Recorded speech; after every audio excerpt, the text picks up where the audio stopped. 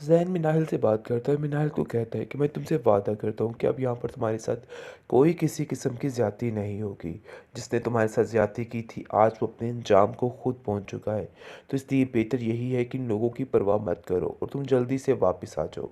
ये सारी चीज़ें तुम्हारे लिए बहुत ज़रूरी हैं। जिस पर आप देखेंगे कि साफ साफ ज़ाहरा उसको कहती है कि आप मिनाहिल की जिस तरीके से साइड ले रहे हैं, आप नहीं जानते कि ज़माने भर में आप सिर्फ़ और सिर्फ हमें रुसवा करने की कोशिश कर रहे हैं। आपका और कोई भी फ़ैसला नहीं है। माजिदा कहती है कि बेटा आखिर तुम्हें क्या हो गया है? क्यों तुम हमारे पीछे हाथ धो के पड़े हो? देखो हम लोग पहले ही इतने परेशान हैं और तुम्हें इस बात की समझ नहीं आ रही, तुम्हें सिर्फ़ मिनाहिल की पड़ी है। दूसरी तरफ हनान की माँ का रो-रो कर बुरा हाल हो गया है और वो आकर बार-बार माजिदा से और उसकी बेटी से माफ़ी माँग रही है और कहती है कि तुम मुझे माफ़ नहीं कर सकती, जो कुछ भी हुआ सो हुआ। शायद मुझे ये सब कुछ सज़ा मिल रही है और जो कुछ मैंने किया है, भई शायद नहीं हकीकत ही यही है कि इसको इतनी बुरे तरीके से सज़ा मिली कि ये औरत रो-रो कर पागल हो जाएगी।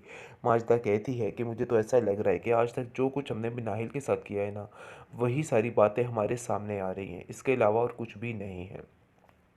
क्योंकि जी ज़ैन जो है वो काफ़ी ज़्यादा गुस्से में आ चुका है और कहता है कि ये सब कुछ हमारा अपना किया धरा है और हमारी वजह से ये सब कुछ हुआ है। काश आप लोगों को ये बात पहले समझ आ जाती।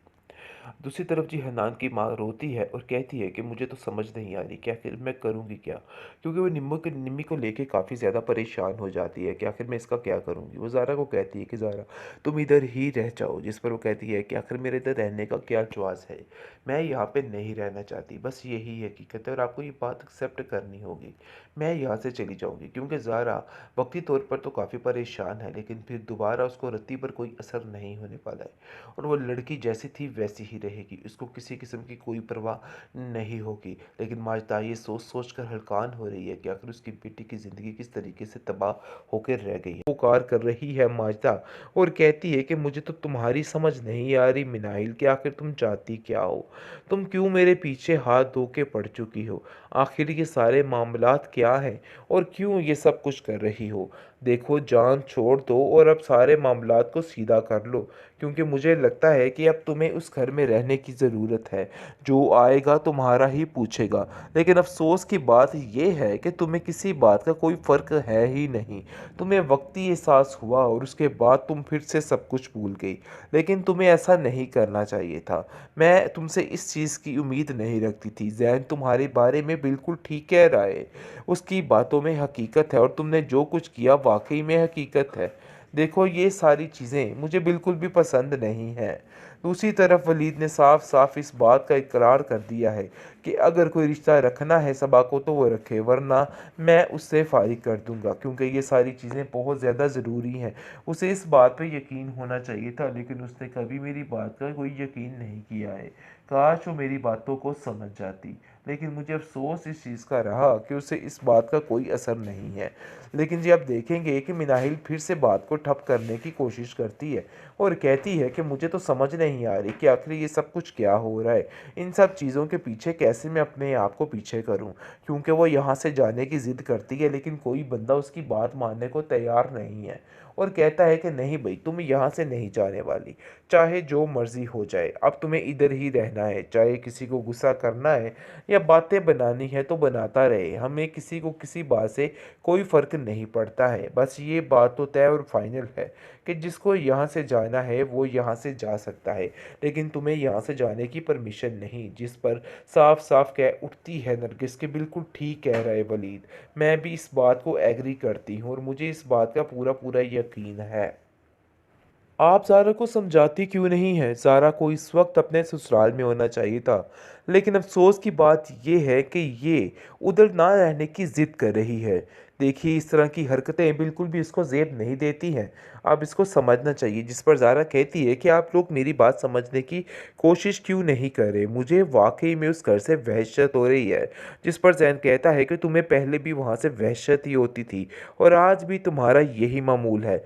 बस हकीकत तो ये है कि तुम्हें कुछ भी सही तरीके से नहीं करना है, बस अपनी मनमानी करनी है। देखो जो कुछ भी तुमने पहले करना था सो कर लिया, लेकिन मैं तुम्हें अब इस चीज़ की परमिशन नहीं देता हूँ। अपने आप को दुरुस्त करने की कोशिश करो, वरना तुम्हारे लिए मामले काफ़ी ज़्यादा ख़राब हो सकते हैं। और इन बातों को समझने की कोशिश किया करो। आप देखेंगे कि वो कहती है कि मुझे वहाँ पे नहीं जाना है और कभी भी नहीं जाना है। तो इसलिए बेहतर यही है कि अब आप लोग भी मुझे इन सब चीज़ों के लिए फ़ोर्स ना करें। यानी कि साफ-साफ ज़ाहिर हो रहा है कि वो वहाँ पे नहीं रहना चाहती, लेकिन इस दफ़ा माजिदा उसको कहती है कि आज मुझे इस चीज़ का अंदाज़ा हो रहा है कि तुम्हारी तरबियत वाक़ई में बहुत गलत तरीके से कर बैठी हूँ। मुझे ये सब कुछ नहीं करना चाहिए था। काश मैं ये सारी बातें उलट-पुलट ना करती और तुम्हें पहले ही समझा देती, क्योंकि अब उसके पास कोई और चांस बाकी नहीं रहा है। अब बेचारी इसका रो-रो कर कोई हाल नहीं रह गया हनान की माँ को, और वो कहती है कि देखो किस तरीके से मेरी सारी ज़िंदगी उजड़ के रह गई। मुझे तो समझ नहीं आ रही कि आखिर मेरे साथ ये सब कुछ क्या हो गया। मैंने अपने बेटे के पाँव पे खुद ही कुल्हाड़ी मार दी, और ऐसी मारी कि वो जान से ही रह गया। मैं उसको समझाने की बजाय उसको गलत कामों में लगाती रही। लेकिन आज मुझे इस बात का काफ़ी ज़्यादा अफ़सोस हो रहा है कि मुझे ये सब कुछ नहीं करना चाहिए था। काश मैं इन सब बातों को समझ जाती, लेकिन मैंने ऐसा कुछ भी नहीं किया है, बल्कि सिर्फ़ और सिर्फ़ अपनी मर्ज़ी और मनमानी करने की कोशिश की है। आप देखेंगे कि किस तरीके से चीखो-पुकार कर रही है माजिदा, और कहती है कि मुझे तो तुम्हारी समझ नहीं आ रही मिनाइल कि आखिर तुम चाहती क्या हो? तुम क्यों मेरे पीछे हाथ धो के पड़ चुकी हो? आखिर ये सारे मामलात क्या हैं? और क्यों ये सब कुछ कर रही हो? देखो, जान छोड़ दो और अब सारे मामलात को सीधा कर लो, क्योंकि मुझे लगता है कि अब तुम्हें उस घर में रहने की ज़रूरत है। जो आएगा तुम्हारा ही पूछेगा। लेकिन अफ़सोस की बात ये है कि तुम्हें किसी बात का कोई फ़र्क है ही नहीं। तुम्हें वक़्ती एहसास हुआ और उसके बाद तुम फिर से सब कुछ भूल गई। लेकिन तुम्हें ऐसा नहीं करना चाहिए था। मैं तुमसे इस चीज़ की उम्मीद नहीं रखती थी। ज़ैन तुम्हारे बारे में बिल्कुल ठीक कह रहा है। उसकी बातों में हकीकत है, और तुमने जो कुछ किया वाक़ई में हकीकत है। देखो, ये सारी चीज़ें मुझे बिल्कुल भी पसंद नहीं हैं।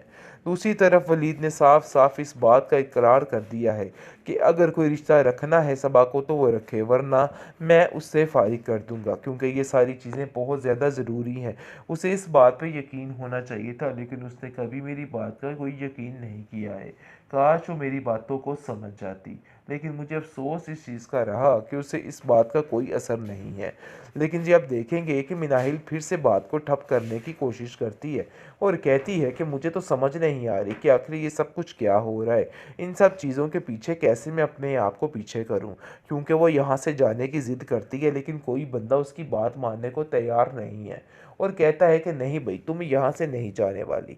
चाहे जो मर्ज़ी हो जाए, अब तुम्हें इधर ही रहना है। चाहे किसी को गुस्सा करना है या बातें बनानी है तो बनाता रहे। हमें किसी को किसी बात से कोई फ़र्क नहीं पड़ता है। बस ये बात तो तय और फ़ाइनल है कि जिसको यहाँ से जाना है वो यहाँ से जा सकता है। लेकिन तुम्हें यहाँ से जाने की परमिशन नहीं। जिस पर साफ-साफ कह उठती है नरगिस कि बिल्कुल ठीक कह रहा है वलीद। मैं भी इस बात को एग्री करती हूँ और मुझे इस बात का पूरा-पूरा यकीन है।